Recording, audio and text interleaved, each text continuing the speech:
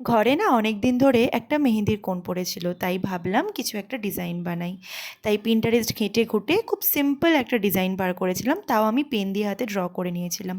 আসলে এখন রোজ তো মেহেন্দি করতে বসা হয় না, তাই ডিজাইনগুলো না হাত দিয়ে পারফেক্টলি মেহেন্দির কোণ দিয়ে আমার হয় না। আগে রোজ করতাম তাই খুব ভালো মেহেন্দি পারতাম, মানে ভালো মতনই পারতাম। আমি সবার হাতে প্র্যাকটিস করতাম, কিন্তু এখন সময়ের অভাবে ব্যস্ততায় হয়ে ওঠে না। আর এই কাবেরি মেহেন্দির মুখগুলো দিয়ে যেহেতু মোটা করে বেরোয়, তাই সব মেহেন্দির ডিজাইনও করা হয়ে ওঠে না।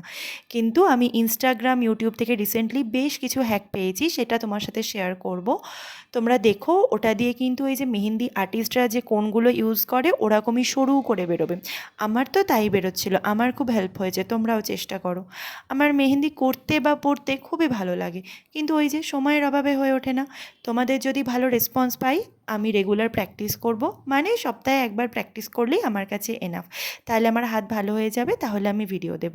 না হলে নিজে পড়ে নিজে দেখার মতো সত্যি কথা বলতে সময় নেই। তোমাদের ভালো লাগলে আমি অবশ্যই আবার মেহেন্দি করা শুরু করব। কেমন হয়েছে তোমরা কিন্তু জানিও। টাটা।